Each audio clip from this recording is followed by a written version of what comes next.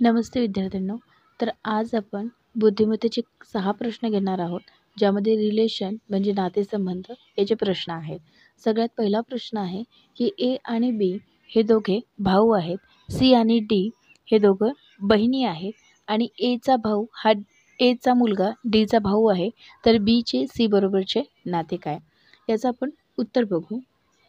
ए आणि बी हे दोघे भाऊ आहेत. तर आपण इथे लिहू की ए आणि बी हे दोघं भाऊ आहेत. ठीक आहे. आणि सी आणि डी दोघे बहिणी आहेत. तर हे सी आणि डी दोघे बहिणी आहेत. एचा मुलगा डी आहे. आता एचा जो मुलगा आहे तो डी आहे. हे भाऊ असल्यामुळे हे कोण झाले आहेत? काका. तर याचं जे उत्तर आहे आपल्याला सी आणि डी म्हणजे बीचे आणि सी बरोबर असलेले नाते विचारलेलं आहे. तर ते त्याचे उत्तर जे आहे ते काका होईल. आता प्रश्न क्रमांक आपण दुसरा बघू आणि याचं जे उत्तर आहे ते आपल्याला आले. आता प्रश्न क्रमांक आपण दुसरा पाहणार आहोत.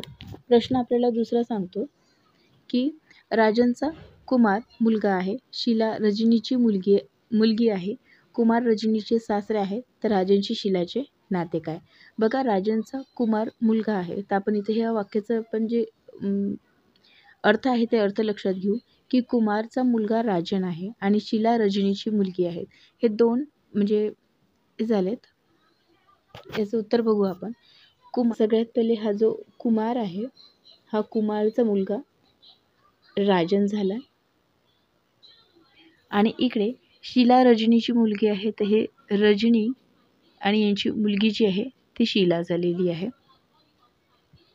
आता त्याच्या पुढे काय म्हटलेलं आहे की कुमार रजनीचे सासरे आहेत. हे जे कुमार आहे ना हे रजनीचे सासरे आहेत आणि हे जर सासरे असेल तर हे यांची पत्नी म्हणजे हे दोघंजण हे पती पत्नी झालेले आहेत.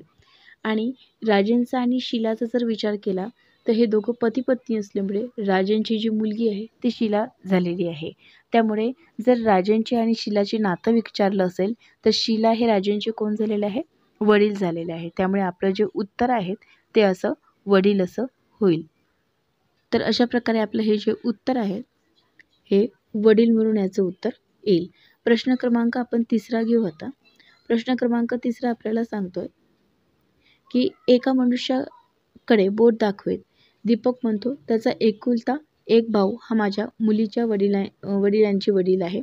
या परिस्थितीत तो मनुष्य दीपकचा कोण लागतो? एका मनुष्याकडे बोट दाखवत दीपक म्हणतो की त्याचा एकुलता एक भाऊ. एकुलता एक भाऊ म्हणजे इथे दोघंजण आहेत. एक फोटोमधला माणूस आणि दुसरा म्हणजे तो भाऊ. ठीक आहे. त्याच्या मुलीच्या वडिलांचे वडील आहेत. आणि आपण याचं उत्तर बघू की हा एक फोटोमधला माणूस जे आपण इथे घेऊ हा फोटोमधला माणूस आणि हा एक स्वतः. इथे काय म्हटलं की मनुष्याकडे बोट दाखवत म्हणतो की याचा एकुलता एक भाऊ कोण झाला? हे झाला. आणि एकुलता एक भाऊ हा माझ्या मुलीच्या वडिलांचे वडील आहे.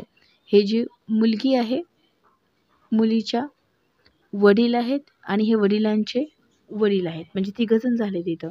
या परिस्थितीत तो मनुष्य जो आहे तो दीपकचा कोण लागतो? तर दीपकचा जो आहे तो काका लागतोय. ठीक आहे. याचं जे उत्तर आहे ते काका येऊन जाईल. याचं जे उत्तर आहे ते काका असं येऊन जाईल. काही प्रश्न असतील तर तुम्ही मला विचारू शकता कमेंट्स करून. त्यानंतर प्रश्न क्रमांक सांगितलेला आहे चौथा. रीटाने मनीला सांगितले की मी काल समुद्र किनाऱ्यावर ज्या मुलीला भेटले ती माझ्या मित्राच्या आईच्या दीराची सर्वात लहान मुलगी होती. त्या मुलीचे रीटाच्या मैत्रिणीशी नाते काय आहे? तर समुद्र किनाऱ्यावर ज्या मुलीला भेटले ती माझ्या मित्राच्या आईची म्हणजे हे झाला मित्र आणि या मित्राच्या जी आई आहे ती आई आणि आईची पण कोण सांगितलेलं आहे? देर आणि देराची सर्वात लहान मुलगी. आता आई देर मुलगी हे कोण होणार आहे? चुलत बहीण. म्हणून आपलं जे उत्तर आहे ते चुलत बहीण म्हणूनच होईल. तर प्रश्न क्रमांक जे आपलं चौथा दिलेला आहे त्याचं जे चुलत बहीण ह्याचं उत्तर येईल. प्रश्न क्रमांक आता आपण 5वा पाहू. प्रश्न क्रमांक 5 सांगतो. मीराला म्हणाली तुझ्या भावाच्या पत्नीची आई माझी आजी लागते तर मीला माराची कोण? याचं आपण उत्तर बघू.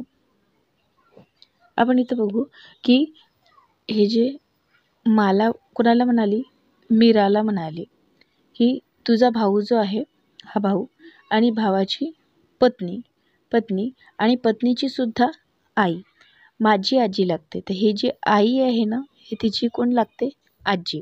आता हे जर आजी लागत असेल तर यांची कुठे ना कुठेतरी आई असेल आणि आईच्या नंतर ही आजी लागते. तर या दोघींचं जे नातं आहे ती आत्याचं नातं आहे. ठीक आहे, म्हणजे मलाही मीराची कोण लागते, त्याचं जे उत्तर आहे आपल्याकडे हे आत्या म्हणून येईल. आणि म्हणून प्रश्न क्रमांक 5 याचं उत्तर जे आहे ते आत्या म्हणून येते. तुम्हाला काही प्रश्न असतील तर तुम्ही कमेंट्स करून मला विचारू शकता.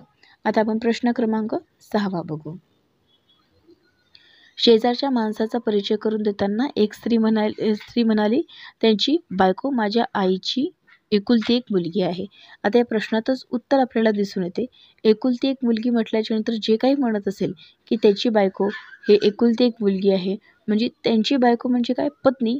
आणि स्त्रीचा त्या माणसांचे संबंध काय, तर हे पत्नी म्हणूनच संबंध येतो. त्यामुळे त्याचं जे उत्तर आहे ते 2 क्रमांकाचं येते, प्रश्न क्रमांक 6 की पत्नी म्हणून. यामध्ये दुसरं काही डिफिकल्टीज नाही आहे. तर अशा प्रकारे आपण 6 प्रश्न केलेले आहेत आणि अशा प्रकारचे बुद्धिमत्तेचे 10-5 प्रश्न असे मी रोज घेऊन देत जाईल. तुम्ही माझ्या चॅनलला सबस्क्राईब करा, लाईक करा आणि कमेंटसुद्धा करा. थँक्यू.